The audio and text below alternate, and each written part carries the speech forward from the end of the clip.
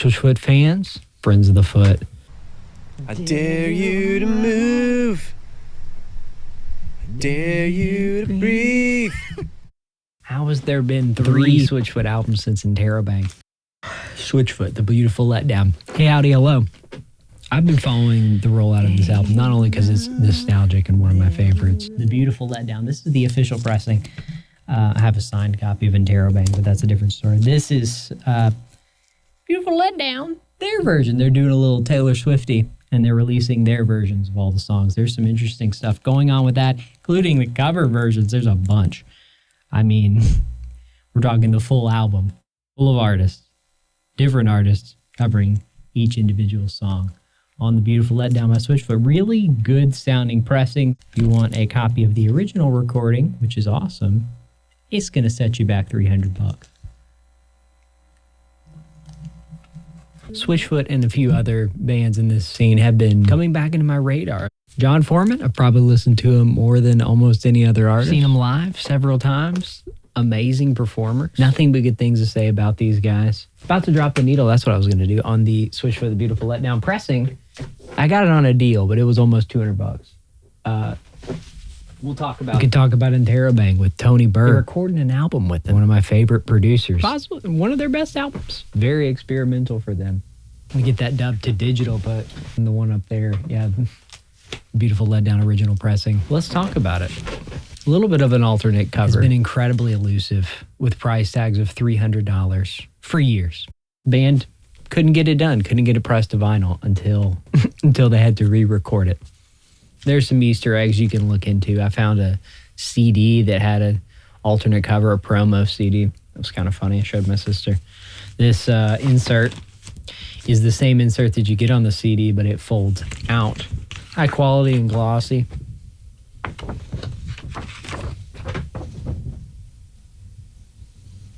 That's right. So it's pressed in 2014. The gatefold, John Foreman in a cowboy hat and the other guys. Yeah, the vinyl's collectible, but there's some other cool stuff about this. This band, I mean, they fought the record labels. Googled the Nothing Is Sound controversy. That's a whole thing in and of itself. They had the copy disc protection stuff on the CD that prevented people from like ripping CDs and all sorts of chaos. Very interesting. We had several copies of that. I know at least 3. I'll say this too, all the vinyl that I've ever had of Switchfoot sounds good. I haven't heard a bad pressing yet. They've done it on several different colors. I happen to have 3. I got the blue swirl.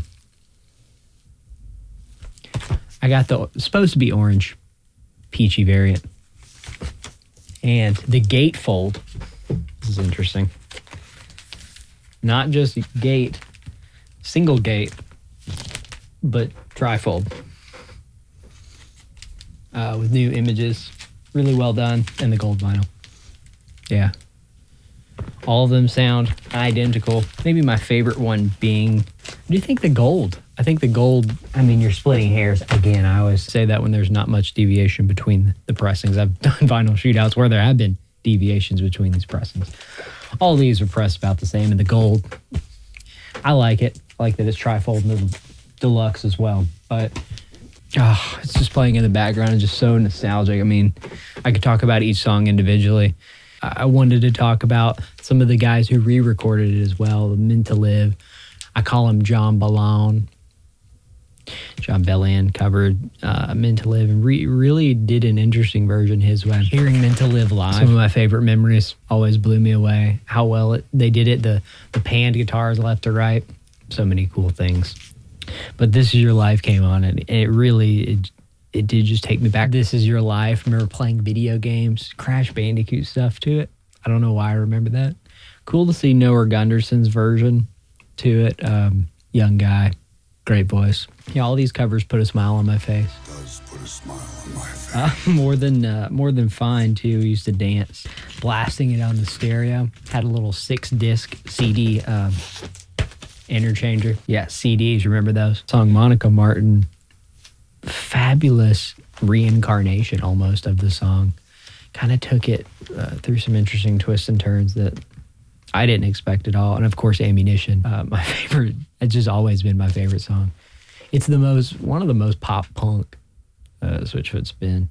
And Reliant K just doing, I got Reliant K vinyl back there chilling for Getting Not Slowed Down. I got him. I got the first ever vinyl I ever bought, was the 5 years ago pressing, as I was just hearing rumors on the internets. Thanks. I hear there's rumors on the internets about vinyl being valuable one day or something, so I bought it because I liked it. Tell you what, the Dare You to Move version with Ryan Tedder from One Republic, I liked it. Not a huge One Republic guy. I got to admit all my biases up front. And I think it just goes to show you if the songwriting's good, it don't matter who's singing it. Something to be said for that.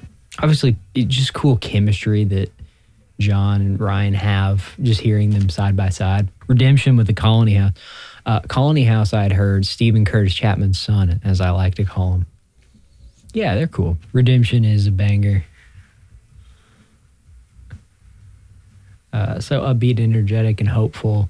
So little twists and turns.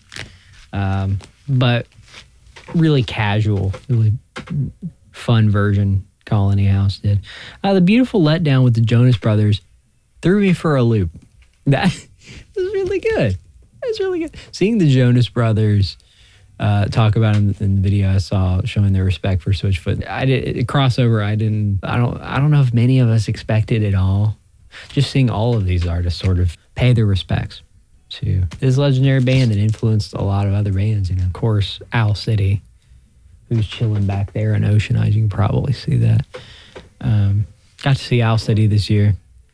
Didn't enjoy the set, to be honest with you, but Adam Young will always forever be one of my favorite songwriters. Really creative version of Gone. I mean, that's like a match made in heaven if you're talking about an artist to do a cover of. It's got to be Owl City. On Fire, Ingrid Andrés version. I really did enjoy On Fire. Almost country pop, but I don't know why it gave me country pop. She doesn't have a country voice, but beautiful. Beautiful. Adding to the Noise Dayglow version. Very pop. Yeah. I think there's something to be said for the pop songwriting of Adding to the Noise. Obviously, it's more pop punk. My dad loved that version. The 24 with Tyler Joseph from 21 Pilots. I got to admit my biases up front because we're being honest with each other. We're friends here. Never been a huge 21 Pilots fan.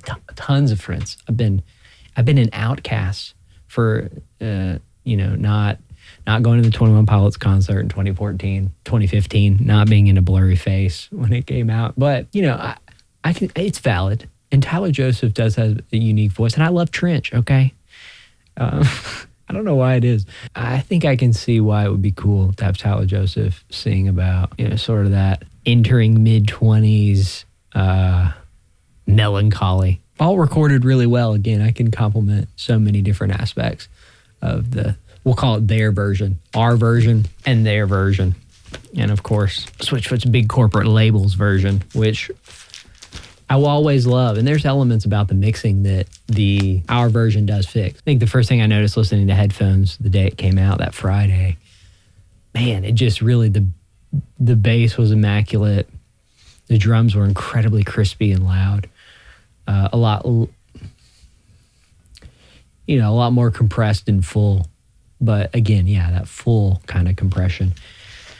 There's some guitar tones I like on the original. Better. I mean, I was listening to the Dare You to Move version on the R version, Dare You to Move version, Dare You to R version. He nailed it. Okay, there's only a couple notes that you hear that you could nitpick because he really did get.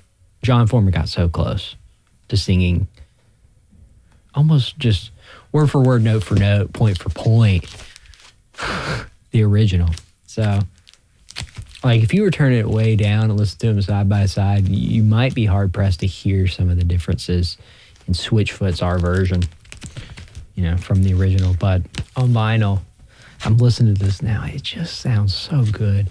The way they mixed it for vinyl is just slightly different than the digital, that is something I try to remind people that usually a lot of stuff has to get specifically mixed, mastered, whatever, for vinyl in order to fit the different sound curve that obviously vinyl plays differently than digital. It's very different sonically. So You can't really copy and paste MP3s onto it.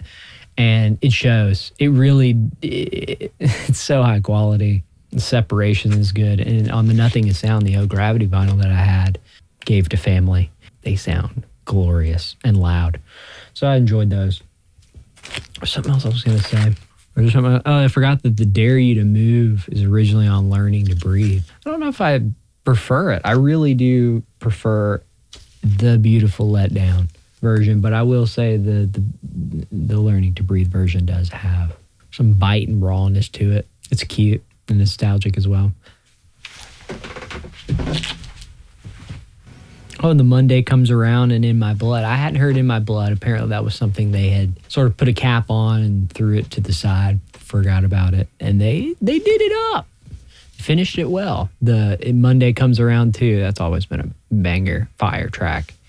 I never realized it was about a girl. I guess I always thought it was more about society and not falling into the rat race, but also not falling into the, I don't know, weekenders. So Beautiful Letdown wasn't a letdown.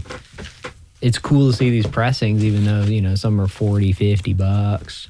I think it was only on Merch Bar. There was one other pressing that I did have, but I ended up returning it after getting these and just kind of loving these. But I'm sure it sounds great too. And some of these are popping up back in stock, the R versions. You can seek them out. But if you do want to hear an original mix and master, I do highly recommend this. It's so cool the live streams they did too around, you know, even since Interrobang came out, just promoting this album and the tour they did. I wanted to talk about the tour. Man, the tour just ended. It's cool that all these things sort of happened in linear fashion because the tour looked amazing. I missed going to it this year.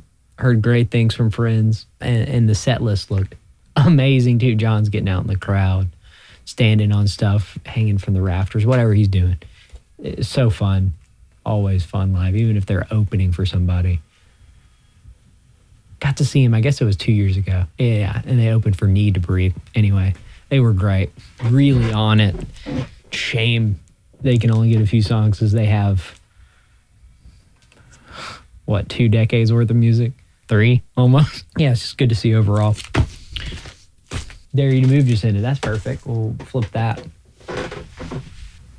Side B going on, and I'm going to finish listening to this. Just want to say, appreciate you stopping by.